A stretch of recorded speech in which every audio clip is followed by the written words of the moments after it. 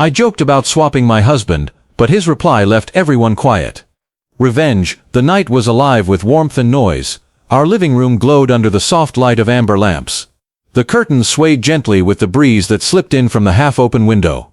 A faint trace of roasted garlic and thyme clung to the air, mixing with the sharper sweetness of red wine. The hum of conversation rose and fell, punctuated by bursts of laughter that echoed off the framed photographs on the walls. Glasses clinked, chairs scraped, people leaned close, sharing stories that tangled together like threads in a tapestry. And through it all, I sat pressed against my husband on the couch, feeling the heat of his arm, the steady rhythm of his breathing. His presence was always calm, like the anchor in a storm. But that night, perhaps it was the wine. Perhaps it was the way my best friend laughed, her voice carrying across the room like silver bells. Or perhaps it was simply the dangerous kind of playfulness that grows when you think you are safe among friends. Whatever the reason, the words slipped out before I could catch them. Maybe we should swap husbands for a weekend. Who knows, maybe it would be an upgrade. Laughter sputtered and faltered. A few people chuckled nervously, unsure if they should. Others glanced at one another, wide-eyed, as though waiting for the punchline to land. I tried to smile, my cheeks burning, my pulse racing beneath my skin, but his reaction was not what I expected. He set his glass down, slow and deliberate, the sound sharp as it met the wooden table. It was not loud, yet it rang louder than the laughter had. He straightened, his eyes sweeping the room with a quiet force that stilled every restless hand and stifled every half-formed whisper. The silence spread like frost across glass. Then he spoke. His voice was calm, too calm. An upgrade, you say? Interesting, but what if I have already tried a swap? The words fell heavy, as though gravity itself bent sharper around them. The laughter died instantly. The golden warmth of the lamps felt colder, as if shadows crept in from the corners of the room. My heart stumbled, then raced, beating against my ribs so hard I thought everyone must hear it. What if, he continued, his eyes narrowing ever so slightly, the person I swapped with is sitting right here, pretending to laugh with the rest of you? The silence changed. It was no longer harmless. It was no longer comfortable. It was sharp, jagged, and dangerous. I could hear the tick of the wall clock, each second like a hammer strike.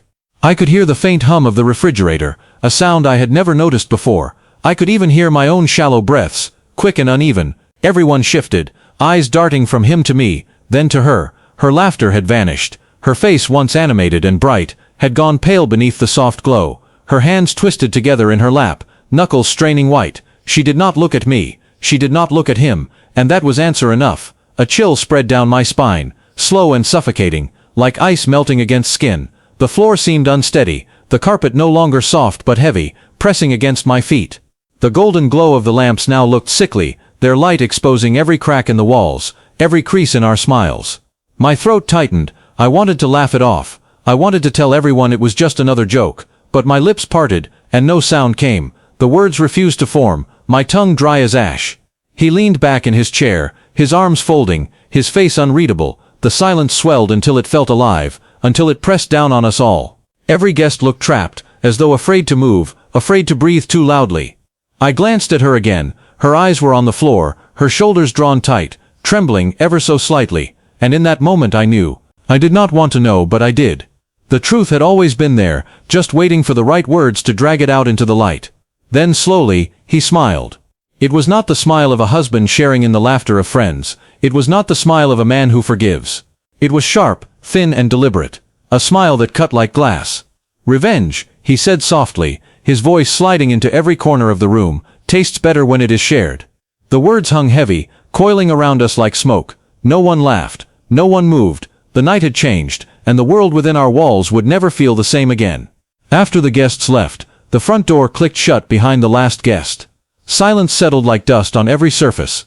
The room smelled faintly of wine and uneaten hors d'oeuvres, but now it carried something else, something colder. I sank into the couch, still trembling, staring at the dim glow of the lamps.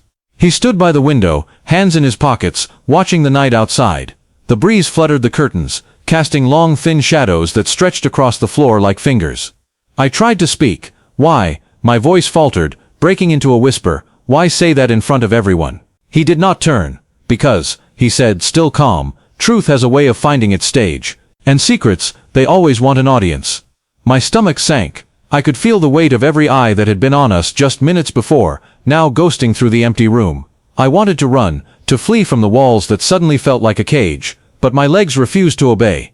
He finally turned, and his smile returned, slightly wider, sharper. "It is not about punishment," he said softly. "It is about memory, and making sure that memory never fades." I shivered, understanding suddenly too late that some games are not meant to be played, not even in jest. The wine glass he had left on the table caught the lamplight, reflecting a tiny distorted version of the room. And for the first time, I noticed how much it resembled a stage. Our laughter, our teasing, our small betrayals, all of it performed, all of it witnessed, and now, the performance was over. Except for one thing, the echo of his words. "Revenge tastes better when it is shared."